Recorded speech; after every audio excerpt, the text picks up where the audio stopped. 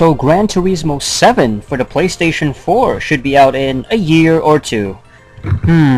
Are we really excited? But before we get to this video, here's the question of the day.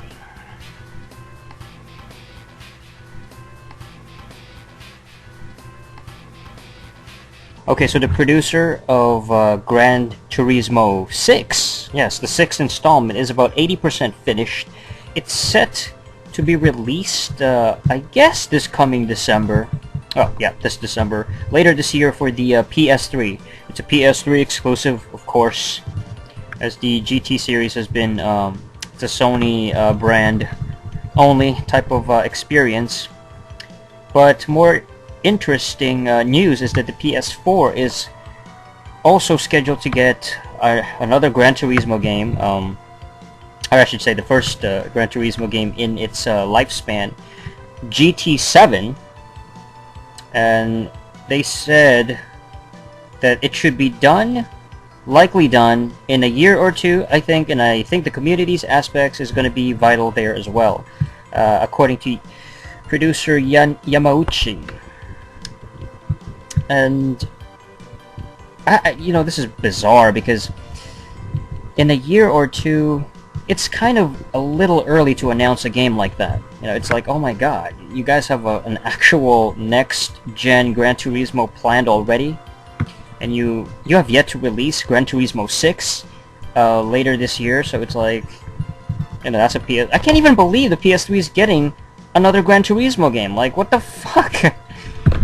It's ridiculous. You'd think that they would just hold out, because it doesn't make any sense. They had that damn prologue, which was just like an underwhelming pile of whatever, you know, who cares, prologue.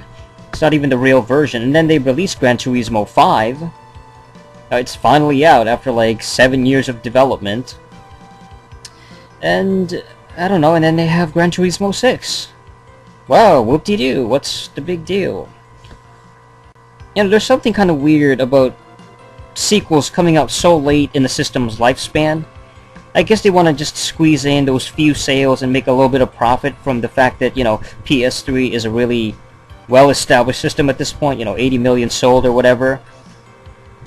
But, I mean, you'd think they just want to save it for Gran Turismo 7 that should be released for the PS4. Not a big fan of the Gran Turismo series, you guys know this. It's very boring. It's the most realistic simulation car racing game that I'm not interested in. Like, there's nothing about it that I find amazing when it comes to gameplay. I find it very tedious. It's not fun. It's so realistic that it's boring. I mean, it's really pretty to look at. You know, these games look amazing. They really do look incredibly realistic. And that's about the extent of what makes it so awesome. You know, so I'm sure it's gonna sell a lot, but my god, who the hell is buying these games? You know? Is it? I think it's Japan, the Japanese market. That for some reason, Gran Turismo has carved out an incredibly large fan base in Japan. I mean, I'm sure it's got its Western audience as well. The demo in America and, you know, in the UK is probably decent, but like, it just seems like a big hit in Japan for some reason. It's so popular. It's so well liked and well received, and I'm never gonna understand it. Ah, Jesus. I don't know.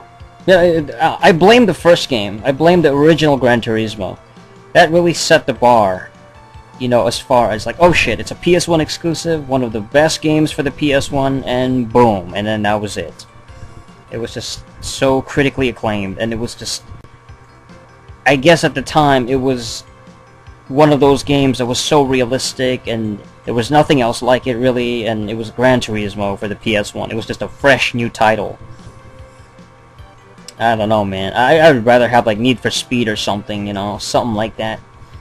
Or another Burnout, or Midnight Club. You know, these games are more fun, you guys. Come on.